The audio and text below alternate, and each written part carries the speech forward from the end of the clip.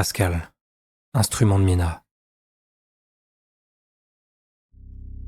J'aimerais tout oublier, redevenir celui que j'étais, sans elle, sans eux, sans leurs mains, le sang, l'odeur et les cris. Sans Mina, elle ne me quitte plus. Les souvenirs de sa souffrance est ancrés en moi et refusent de partir. Alors me voilà, sur cette estrade, derrière un pupitre, face à ces hommes surpuissants dont le regard me traverse. Moi, ministre, dont les accomplissements valent leurs milliards. Pourtant je ne suis plus des leurs. Je l'étais, autrefois. Et c'était un autre homme. Un rêve lointain qui s'efface. Je n'ai même pas écrit de discours. Les mots ne servent à rien. L'art pouvait autrefois traduire l'indicible. Mais l'art est mort. Broyé par la rentabilité. La tech a tout remplacé jusqu'à l'empathie. Même sentir. Il faut désormais que quelqu'un ou que quelque chose le fasse à notre place. Alors voilà. L'expérience Mina. À grande échelle. Une centaine d'hommes sont en face de moi. Tous milliardaires. Tous influents. Cette femme aussi. Encore une preuve que le monde ne distribue rien équitablement. Je connais leurs visages, leurs ambitions, leur appétit. J'ai flatté leurs égos, comme on flatte des bêtes de pouvoir. Et aujourd'hui, ils me fixent comme un traître. Les murmures, les clics de montre, les doigts qui tapotent les accoudoirs, ils s'impatientent. D'autres arrivent encore. Je n'avais pas prévu de parler, mais il faut les retenir jusqu'au signal de Rose. Que dire? La vérité? Leur décrire ce qu'on ressent quand plusieurs soldats vous violent. Chacun leur tour. Ou l'odeur de la chair carbonisée d'un père. Je n'en peux plus des mots. Les mots ne sont rien. Je tapote le micro. Test, test. Ça fonctionne. Tous me regardent. Merci d'avoir répondu à l'invitation pour cette réunion au sommet. Visage fermé, colère contenue. Ils me haïssent pour mes récentes décisions. Et ils ont raison. Tout le gouvernement m'a suivi dans mes actions. Il a fallu les convaincre. Opposer l'irréfutable à leur certitude. Mina. Ouais. Les autres y sont passés aussi. Ce n'était pas par cruauté que je les ai forcés à voir, mais parce que je ne pouvais plus être seul avec ça. Ce fardeau devait se partager. Alors tous ceux qui ont résisté à ma nouvelle éthique ont vécu, eux aussi, l'expérience Mina.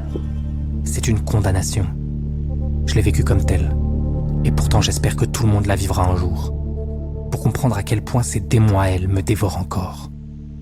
Pour que tout le monde soit concerné. Il faut qu'une poignée le soit. Les riches, les politiques. Un millier à traumatiser pour en sauver des millions. Voilà le dilemme moral auquel je réponds, sans hésiter, aujourd'hui. Vous avez été conviés parce qu'il n'y a pas mieux que vous pour transformer cette machine en moteur de croissance sans égal. Ils sont là pour ça. Une opportunité que je leur ai vendue. Faire fortune à nouveau. Ils ont accouru comme des enfants à qui l'on tend des bonbons. Il ne reste qu'un siège vide. Ce que vous allez voir a le potentiel de reléguer l'invention du Web 2 au rang d'anecdote. Une femme apparaît dans l'encadrement de la porte. Je m'interromps. Je lui fais signe de s'asseoir.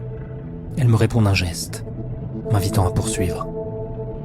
Mais il faudra être habile et coordonné pour profiter de notre avantage. Ils me croient. Ils savent ce que j'ai accompli. Tous sont pendus à mes lèvres. Les regards intenses, les esprits en ébullition. Mes de vaines paroles ne sauraient vous inspirer autant qu'une démonstration. Qu'en pensez-vous? Je balaie la salle du regard. L'enthousiasme est contenu. Ils essayent d'en montrer le moins possible. Je reviens à elle, la retardataire. Madame Laillé, je vous en prie, venez vous asseoir. Elle hésite, puis cède. Mina, elle, n'a pas bougé, assise sur le siège transmetteur depuis le début. Personne ne la regarde vraiment. Ils croient qu'elle n'est qu'un cobaye. Ils se trompent. Mina est l'inventrice. C'est elle qui a tout conçu. En reprenant les travaux du professeur Eilib sur la transhypnotique, elle a couplé ses recherches aux diffuseurs sensoriels issus des neurotechnos. L'interface exploite l'oxygénation cérébrale. Elle synchronise les flux d'oxygène entre deux cerveaux pour transférer un état mental complet. Souvenirs, émotions, savoir. À chaque expérience, Mina doit tout revivre. Chaque souvenir, chaque douleur, chaque pensée. Encore et encore.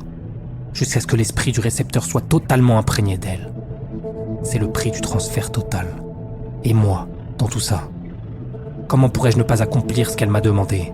Ce qu'elle a diffusé en moi est trop fort. Impossible de s'en extirper. Ce sont ses ordres que je prononce. Ses idées que j'ai imposées au Parlement international. Je le sais. Elle me manipule. Mais si c'est pour sauver des vies, alors que m'importe.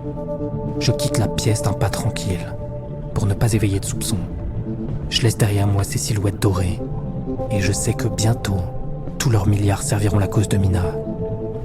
J'aime cette idée.